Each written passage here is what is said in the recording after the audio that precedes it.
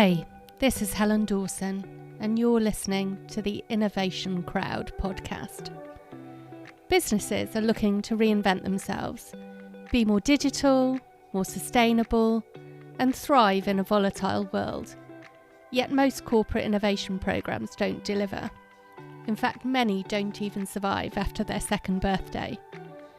On this show, I sit down with the experts to discuss the strategies that work, so you don't have to learn the hard way. So come and join me in the Innovation Crowd.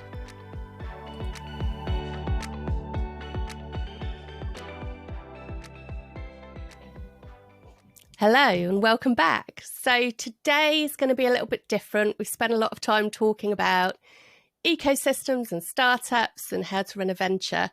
But then I realised we hadn't spent a lot of time talking about capabilities and the process of innovation. And there is a process. So my guest today is going to help me explore this topic. So welcome, Nils. Why don't you introduce yourself? Hello. Thank you, Helen. So my name is Nils. Just like Helen said, I'm a freelance consultant in the field of innovation and strategy. What I'm doing is helping corporates coming from the idea into the market. And this is actually everything what covers innovation, establishing innovation departments, facilitating ideation workshops, facilitating complete sprints with research, with prototyping, etc., etc. So how do you think the skills of an innovator differ from traditional roles in companies?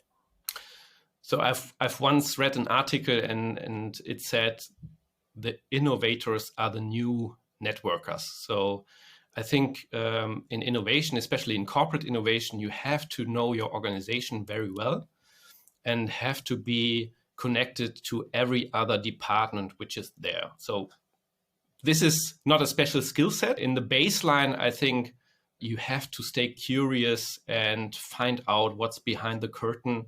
And this is all what you need. And what everybody else is saying, the key in innovation is diversity. So it's not about you specifically, but it's about the team and that you have different perspectives within the team. So when you have an organization, for example, in the field of energy, don't bring only engineers to the workshop. Just think broader. Maybe some other professions are also valuable. And what sort of attributes of a person make a good team member? Curiosity, as I've said, is definitely for me the one most interesting or most valuable. But of course, skill set, methodologically skill set, but also an academic skill set is very helpful, but not necessary, right? So sometimes we are facilitating workshops within corporates where also students are involved. But if you only have students, it's not much. You have to have various level on seniority and expertise, but also outsiders, which are not from the field, are very helpful in various workshops. And you've mentioned workshops. So what does the form of a typical workshop that you facilitate take? Depending on the corporate, the length, of course, there is no workshop if you just have 2 hours, right? So I would say a minimum of 4 hours, but more a full day could be a workshop. And typically within a workshop, you follow somehow the double diamond approach. Sometimes you only just do 1 diamond, but actually you are opening the field in order to collect various options, various perspectives, whatever you are discussing about. And in the end, you have to focus it to 1 single point or to 2 or 3 single points where you can take the decision. So workshops are opening the field, seeing all the options and making a decision at the end. And this can be done in 8 hours, sometimes, of course, in 2 days. But then you have the double diamond. You are taking a decision at the end, and you're you know what to do afterwards. This is actually the outcome of a workshop. You're planning the time after the workshop, and therefore you have to take the decisions. So for our audience, what's the difference between the first diamond and the second diamond? So you're having divergent thinking, you're then narrowing in. So in classical design thinking, the first diamond is about the problem space, and the second diamond is about the solution space. This is not always true when it comes to workshops and consecutive workshops. Say if you have 4 workshops or 6 workshops within a sprint, it's not always about only problem and only solution. But this is actually the classical distribution from the first to the second diamond. But in the end, it's all about, I have a challenge, I want to see the options, and I want to narrow it down to the one and only option I'm following up on. Can be problem, can be solution. And it's interesting about that piece of choice, isn't it? Because I think sometimes people I talk to want to find the right answer, the perfect answer, but that's not necessarily the outcome. The outcome is often choosing something is better than choosing nothing, right? Absolutely. So taking a decision, also when it's wrong, actually, I always tell, when you took the decision in the past, you took the best decision possible, right? If you are at the point now, looking back and say this was a wrong decision, yeah, it's a wrong decision because you have different information, right? And actually, during workshops, it's sometimes about pushing teams to a decision. And you have to lower the barrier and tell them sometimes 50% is enough with 50% precision or 85% of the precision in order to take the decision, to make a small step in order to test whether this decision was the right one or was the wrong one, and then to adopt, change, or pivot your idea, right? Yeah, a bad decision is better than no decision. Yeah, which feels counterintuitive. Yeah, no decision sometimes is also a decision because somebody else is deciding for you, right? Yeah, or the market will decide for you if you don't do anything. Yeah. So whose job do you think innovation is? Is it a specialist team? Is it everyone in an organisation? Is it the leadership? Whose job is it? So you're asking me on my opinion, right? Because in reality, or what I experience in corporates, it's quite diverse how innovation departments are structured. But I have a special view on it, and I would say the job of an innovation department is to support the whole innovation to innovate. So for me, the job to innovate, to do the real innovation, it's the job of everybody within the company. Of course, to a different level, but everybody has to do a little bit at least. And sometimes people are doing more, facilitated through the innovation department. So it's not the job of the innovation department to come up with innovation on their own. Of course, sometimes they are doing it, but not always. So usually you should take other business units into account and integrate them in your innovation projects. Because I think ideas are everywhere. A lot of the time people think the innovation process is to surface ideas, but they are everywhere. It's to find a way of nurturing them. Absolutely. So a lot of corporates or a lot of people see innovation in fancy ideation workshops. And when we have a list of 100 ideas, yeah, we have done it, right? Guilty. Yeah, yeah, we all have done it. And ideation workshops are fun, definitely. But the work starts afterwards, and the real innovation work starts with having an idea and bringing it into the market or testing it into the market. But ideas are there. Actually, sometimes you don't need ideation workshops. Ideation workshops are just to harvest or to collect ideas that are already in people's heads. That's a really lovely way of thinking about it, that harvest metaphor. So what advice would you have to a newly appointed Vice President of Innovation? interesting. Except call me. This is the short way. Yep. What are you doing in the first few weeks or months, right? You have to set up your team. Definitely, without a team, nothing is possible. And you have to pick them carefully, right? And hire for attitude, not for skills, right? Also a good saying. Look whether you find people that are curious, and of course, with curious people and the right people, you already have automatically the right culture and the right mindset. And this is quite crucial, because you cannot establish a mindset or a culture within a already existing organization. You can, of course, but it's a hard way. And then you have to lay out your processes, right? So what happens when we have an idea? Who is taking care of that idea? How is a project running? What do we do after a project? How do we decide? Who is deciding? So these are typical questions you have to set up at the beginning when you want to start with your innovation system. And you said hire for attitude, not for skills. And we've talked about curiosity being one attribute. But what else is in that attitude? Besides curiosity, this is for me the main thing. Of course, a little bit creativity is important.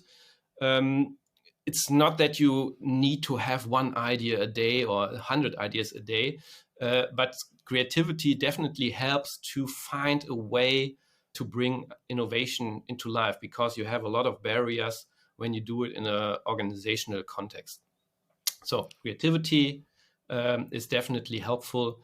Of course, knowledge of the area, of the industry you are working in is also helpful, but not for 100% of the team. So if you have some outsiders, it's definitely helpful. And so I usually distinguish between innovation managers. These have more the industry view on it and the industry skills and experience. And the innovation coaches do more focus on the methods and the processes and the tools, etc. And you say industry knowledge, and I think in my experience, that helpful thing about industry knowledge plays to your point about an innovator's a great networker, because having industry knowledge, having business knowledge is super helpful when it comes to credibility with the rest of the organization. It's, I'm a sensible business person. I understand how we do business and what some of the challenges are. And bearing that in mind, I'm suggesting that we try something new. And I know what the pitfalls are and we'll work around them. It's a much more solid way of having that conversation than saying, I know innovation process, we need to go and test it with the market. There's an inherent credibility there, an ability to persuade, an understanding of some of the challenges that I think is really useful and is often underestimated. And that's not to say that person needs to be a really senior person. They just need to be a good business person, a good commercial person. Does that resonate? Either you have the seniority or the hierarchy, right? Sometimes you don't need the seniority, but the hierarchy. Or you have good people skills, good soft skills in talking to people. This also helps. If you lack on everything, it's definitely hard. So I wouldn't recommend if you start establishing an innovation department to just hire a bachelor degree, right? So you need some senior people, some people with power within the corporate, and this is sometimes combined with industry knowledge, because people have their experience within their industry. They are valued in the corporate, and if they are doing innovation, this definitely helps. So if you only have outsiders and people, hipsters drinking fancy drinks and sitting in a beanbag, might not help, because the rest of the corporate is jealous about them, right? They have the fancy office. Why don't we have it? And you don't need a colorful office to be innovative, right? So it's nice to have, but you don't need it. Yeah, and it's an interesting word you just used, jealousy, isn't it? Because I think there is a bit of why do these people sitting over there in their beanbags have budgets when we're finding it so hard to get the money to do the everyday things? It's a completely natural response. Absolutely. So usually my clients, I don't know how it's with your clients, they have a good running business. They have a money printing machine in the basement, and they are doing innovation, spending budgets on innovation, of course, because they know that they have to change and adopt to the market needs and customer needs, right? And I think it's on the surface, it's the innovator's dilemma, right? So people are doing the operations and doing the regular business, and there is something new, something which is not so efficient. It's innovation, right? And we don't know whether it's paying off or not. But you have to do it. If you don't do it, you fall apart later on in the market. And there's spectrums of innovation, aren't there? Someone once said to me, oh, innovation is ideas that are new to you. And I think perhaps that's not precise enough. But there is the innovation on one side that is, continuous improvement and using new technologies. And then at the other end of the spectrum, there's the piece which is let's develop new business models. Let's take our company to a place they've never been before. How do companies make a choice where on that spectrum they want their innovation team to play? So usually it's a strategic choice. The decision is not taken in the innovation department, but one stage above, the CSO or somebody like this, or the strategic department. And actually, I would always recommend to have the strategic department and the innovation department closely together. So I've seen it differently in other companies, and this is worse. When innovation comes to reality, the strategic department says, "Oh, we don't want this." But this decision has to be made, definitely. What are we focusing on? And it's not only this or only that. Sometimes you have everything, but the innovation department is usually focusing on further away things, and maybe the product management, business development, they are focusing on also sometimes innovation, but they are definitely closer, happening in the next year, right? Yeah, and maybe the company needs to spend, 70% of its dollars on that things happening in the next year. And then you might have the other 30% is 10% wild stuff we don't know about, 20% things we're maturing that, fit in our strategy. So it's definitely not the innovation department is the only gig in town. No, right. This is not the case. That's what I meant. The innovation is there to help others to do it. And sometimes it's not that far away. It's not always the moonshot. It's not always 10x, right?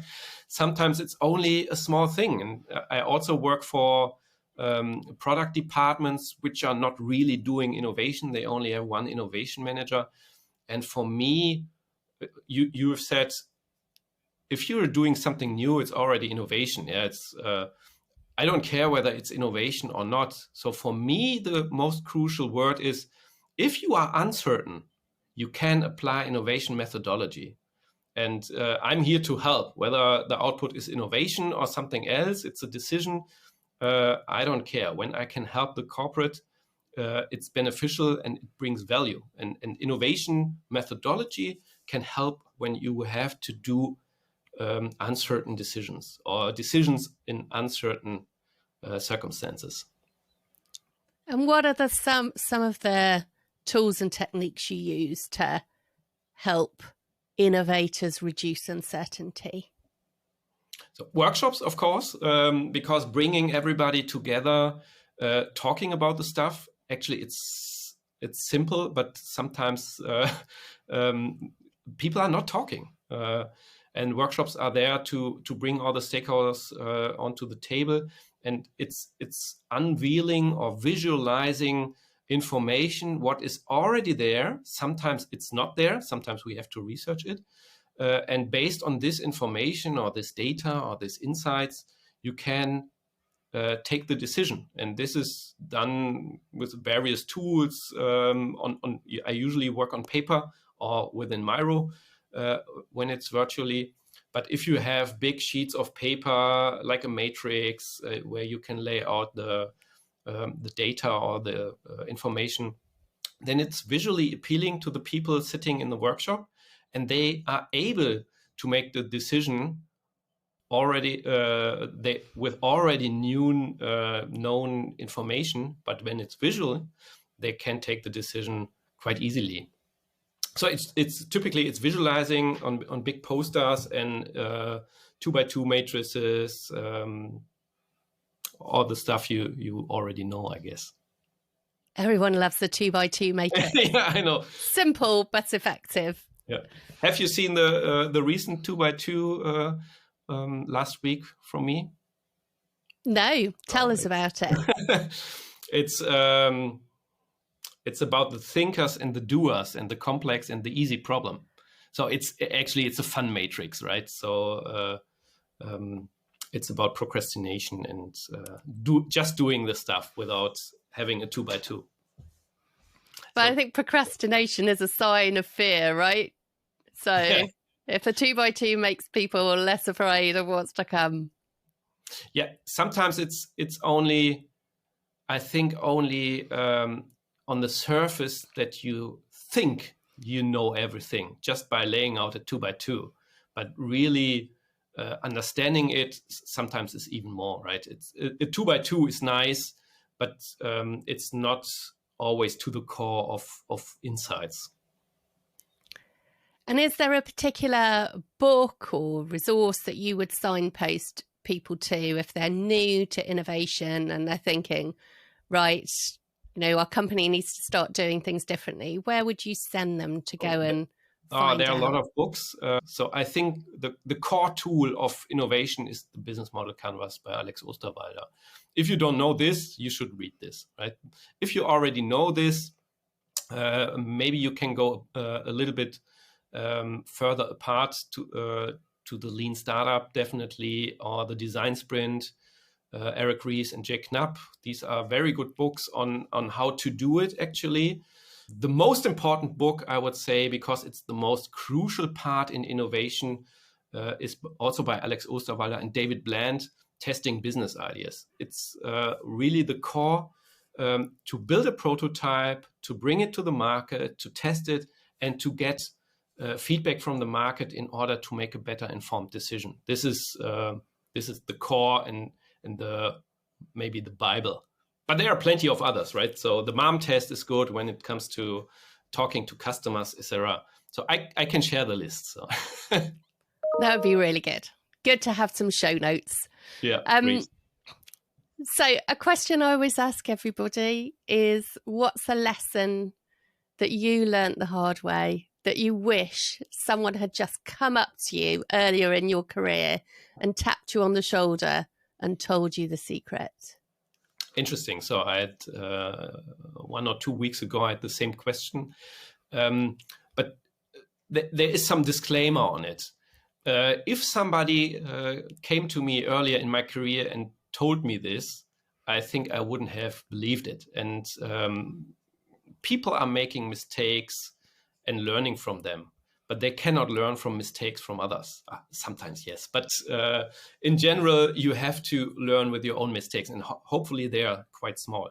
So what is the main learning I told 2 weeks ago? Stick to the process. And we had some political reasons to not following the process and do something differently. So we did bigger MVP development than we should have done. Of course, if you're a consultant, you want to sell hours.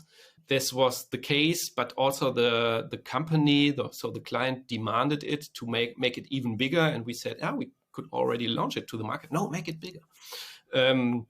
And we did this, spent 3 months in MVP development with the result that the MVP never went to the market. So it was development for the win. And this was a painful lesson.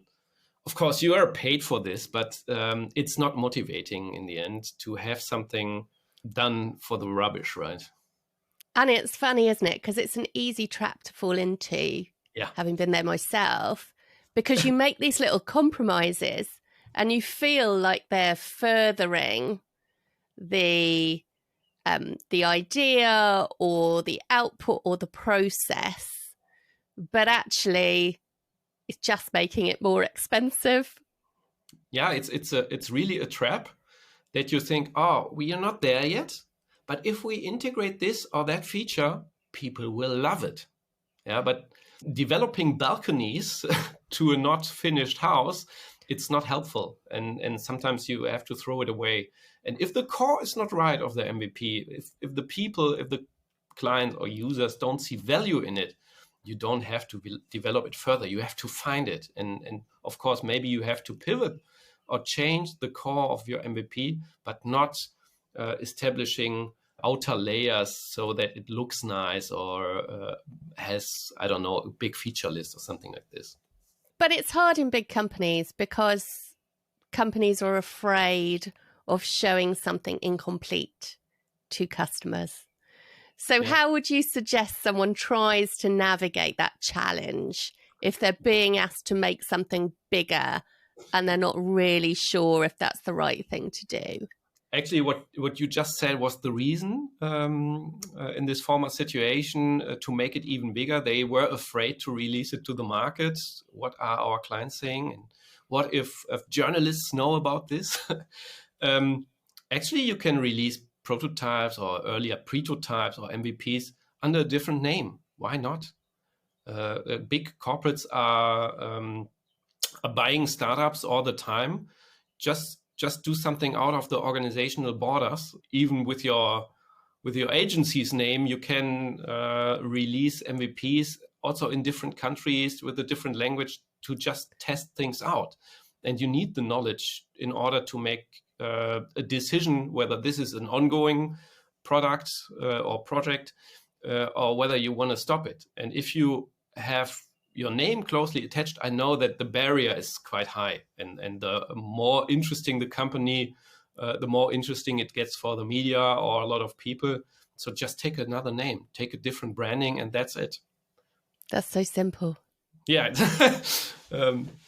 Other than that, it's hard. So you always fall into the trap. No, our brand is combined with high quality, super features, whatever. Yeah, but then you can't release it. Yeah. And going back to something you said right at the start, you said an innovator is a great networker. Where should people start to kind of build those skills and build those networks? The nearest point you can get, right? So if you're new to an innovation department and you don't know all the colleagues, start with the colleagues. If you're not aware of other business units, just set up a virtual coffee like we did and get to know the people. You never know what's coming out of this this talk, right? But organization is the one thing. I think outside the innovation, outside the organization is the more interesting thing, because in your organization, you have a specific culture, you know how things are running, you know how to expect what the others are doing.